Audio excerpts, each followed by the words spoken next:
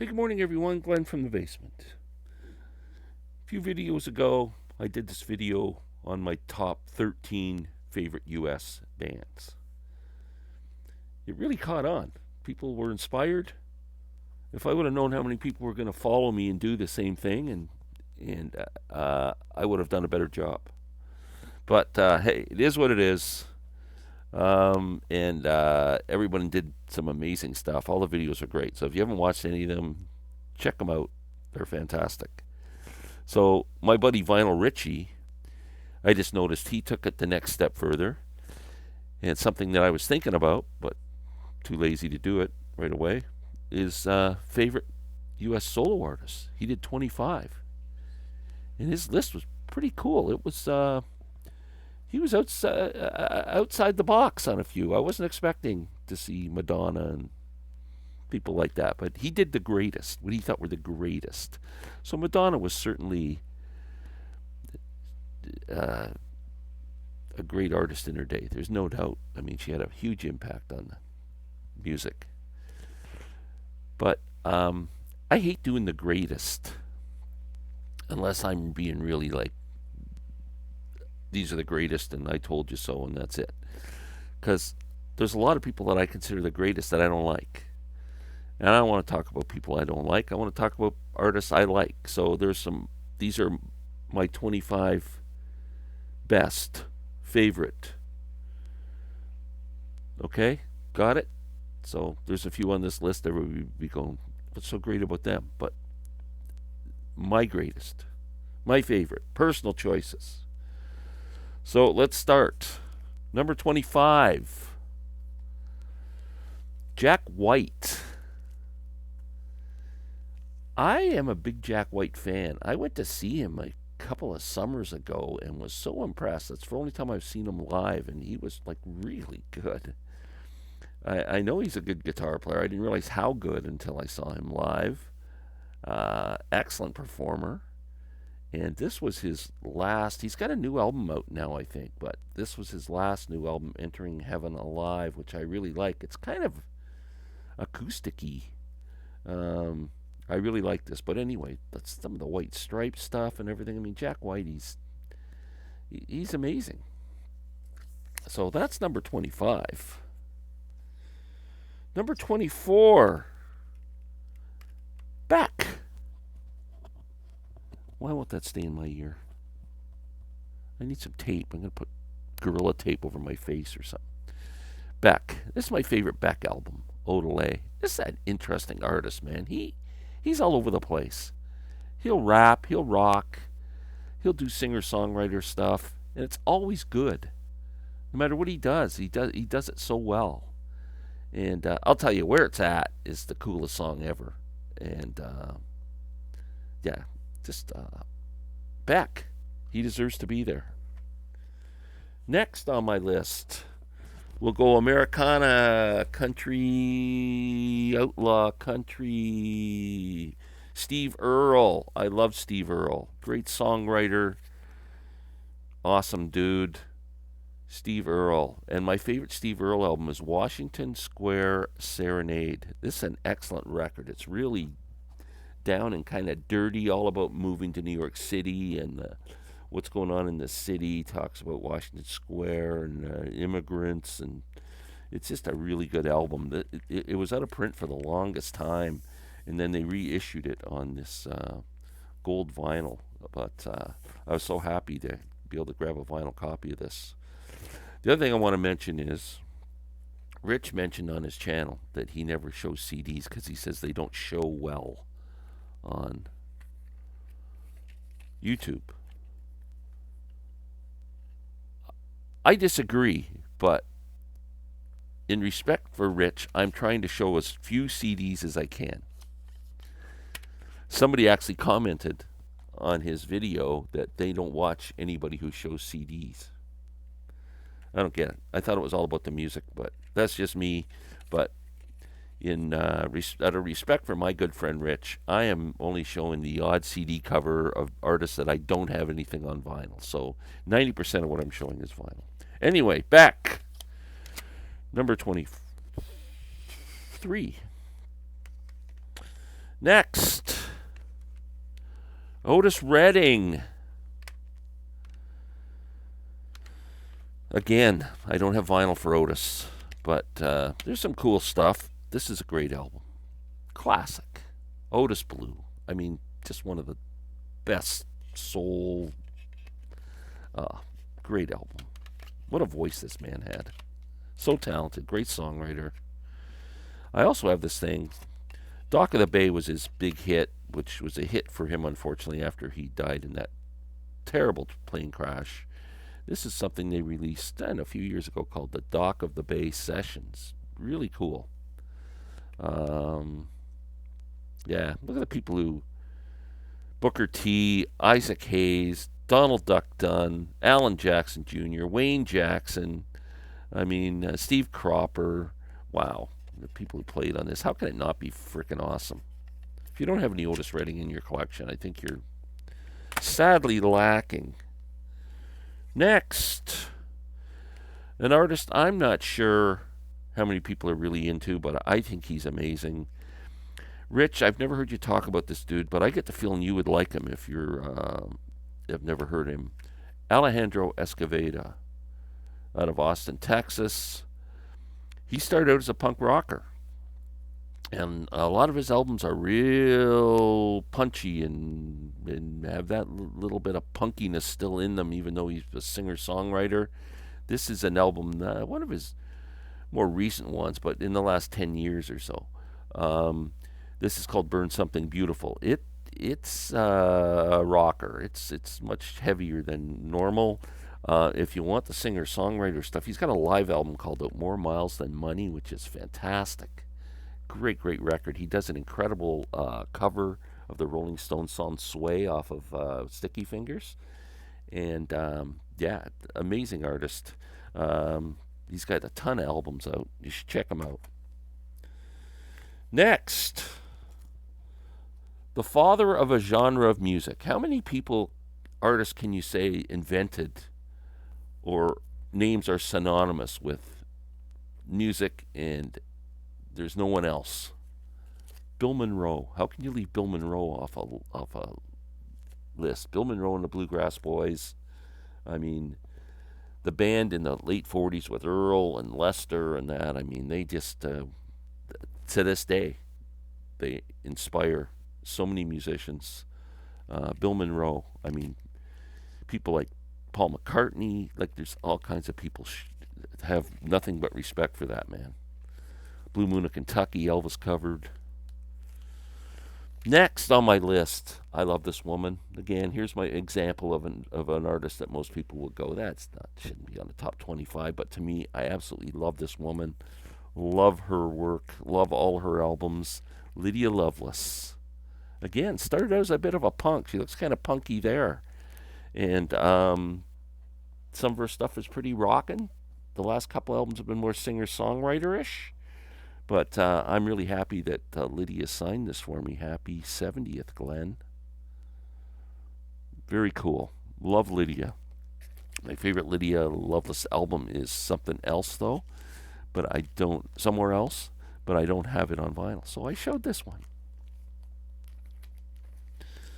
Next on the list, one of my favorite blues guitar players, probably my favorite blues album of all time.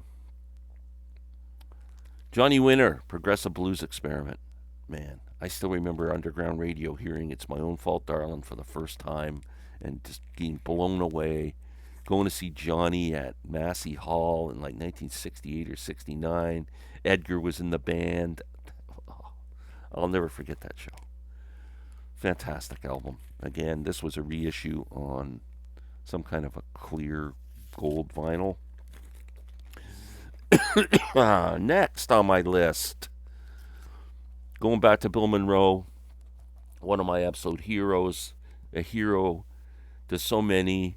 If it wasn't for this man, the banjo would have been, I don't know what would have happened. Somebody maybe would have come up with the same style, but I don't know. Earl just is on a pedestal so far above everyone else, and there isn't a banjo picker in the frickin' world who doesn't say so.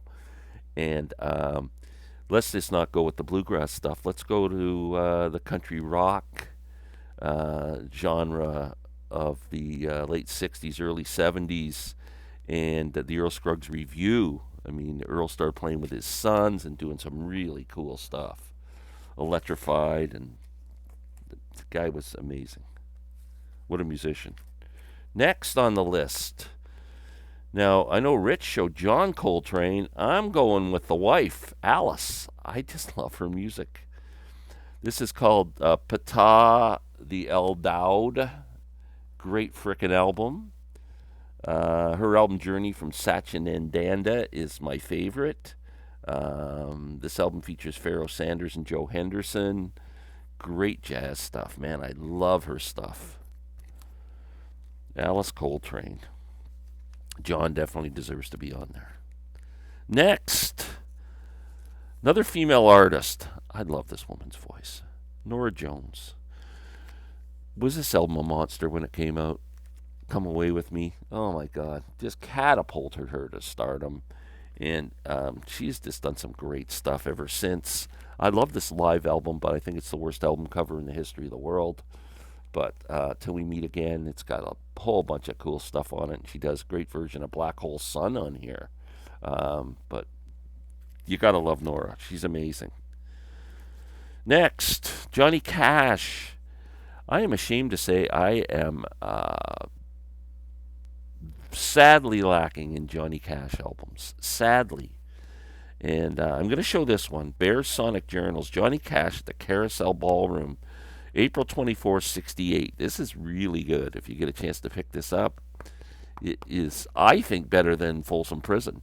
Now, that's saying something, but maybe somebody else will listen to it and go, no way, but I think it's amazing. Awesome, awesome. Johnny Cash, one of the greatest. Next, my favorite guitar player, Ry Cooder. Paradise and Lunch, my favorite Ry Cooder album.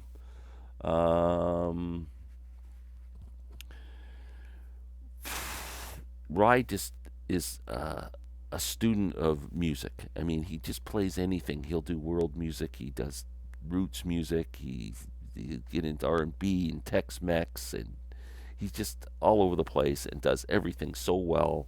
Incredible guitar player. I only own two Mo-Fi original master recording albums, and they are both Ry Cooder albums, Boomer's Story and this one. But love Ry Cooder. Next, Muddy Waters. Greatest blues guy ever. No doubt. I picked Fathers and Sons. This is one album in the studio, one album live. Love that cover, one of my favorite album covers. I could tell you a story about how I first heard this album, and I may or may not have been under the influence of some Owsley product. It would take me 20 minutes to tell the story. I'm not sure if it's suitable for anyone's ears, but anyway, Muddy Waters, man, another just up there on a pedestal. Next, we got to go with Stevie Wonder. How can Stevie Wonder be off anybody's list of the greatest artists? A genius. Can play anything. His masterpiece, Songs in the Key of Life. What an album. Fantastic. Ah. Next. This is number 10. He could have been number 2 right now because my number 1 never is going to change. He could have been number 2. I'm so in love with this guy. What a man crush I have. If I play 10 records a day, 9 of them are this guy's records. Billy Strings. What a guitar player. Oh my God, I'm just blown away. I went to see him in Michigan on October 8th, I think the date was. And I still wake up in the night thinking about that concert. It had such a profound effect on me, and I had such a great frickin' time. This is a live album we put out early this year. Really jammy. If you like jammy stuff, you should listen to this. His new album, Highway Prayer, is fantastic. I'm blown away. Next, my girl, Janis Joplin. What a performer. I saw Janis in 1970. She was just so electric. Oh, I'll never forget that performance. It was fantastic. And you get, I mean, she was never better than with Big Brother. I wished I ever would have got a chance to see her with Big Brother and the Holding Company, but I saw her with her last band before she passed away, just a few short months later. Saw her in late June, and she was gone by early October. How can you leave Tom Petty off a list? And my favorite Tom Petty album, Wildflowers, and my favorite Tom Petty song, by the way. Excellent. This is the reissue from a couple of years ago, Wildflowers and all the rest. It's a deluxe edition vinyl. Next, Miles Davis, another artist. How can you leave Miles off of any list? My favorite Miles Davis album is Jack Johnson, but I love a ton of them.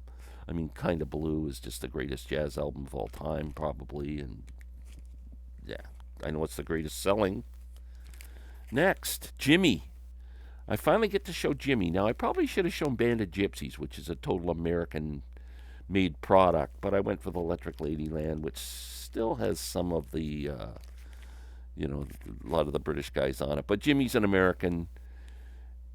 Jimmy's, I mean, another one. There's a few artists here: Jimmy, Miles, Earl, Bill Monroe, Muddy Waters, that are just on another planet. Like forget it. Everyone else just pales in comparison.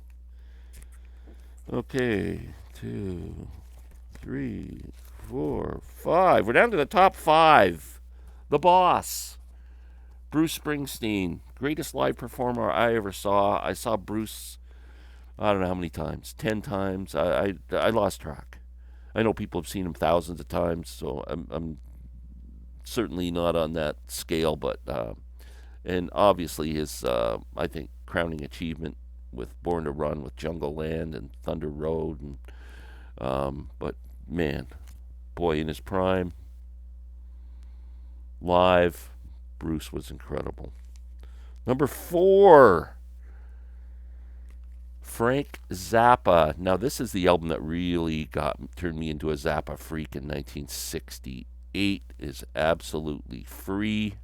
This was still called the Mothers of Invention then, but Frank was still the guy. But after that, it started to be called Frank Zappa and the Mothers, and just Frank Zappa, whatever. But oh man, what a composer, uh, crazy individual. Man, he's sadly missed in these times. He would have a few things to say. Number 3, probably doesn't make anybody's list but mine. One of the greatest musicians on the planet. If he played anything else besides a banjo, he would be up there. Like, people would just think he was the most incredible musician on earth. Bela Fleck. The album he put out earlier this year, Rhapsody in Blue, is an absolute masterpiece. Um, this man has inspired me since the late 70s, when he was like 18 years old. And uh, incredible musician. All the stuff he did with the Flecktones. You know how many Grammy Awards? I should have looked it up. It's like he's been nominated for like 100 Grammys and won I don't know how many and awards, and played with everybody, not just bluegrass people. Number 2, the coolest guy that ever frickin' lived on planet Earth, Jerry Garcia. Now I know it's synonymous with the Grateful Dead, but Jerry had his own solo career. This is Jerry's album called Garcia, and it had some cool songs on it. The Wheel, Deal, Bird Song, Sugar Reed, Loser. How's that for one side of music? If you're a Dead fan, these songs all became staples. Led the Jerry Garcia band. Played with Grisman and Garcia. I mean, just lived to play music, and just the coolest guy. And number 1, the GOAT, Bob Dylan, the best of all time. I don't care if you're talking groups, if you're talking solo artists, singer-songwriters, whatever you're talking about. Bob Dylan is my number one. And I showed Rough and Rowdy Ways, his most recent studio album, which just shows that this man in his freaking 80s can still put out albums better than anybody else. Rough and Rowdy Ways, Bob Dylan, number one. That's my list. That only took 20 minutes and 25 seconds. So I'm going to let you go. Let me know your thoughts, your lists. Thanks for doing this, Rich. Go to Rich Vinyl Richie's channel and watch his. Take care.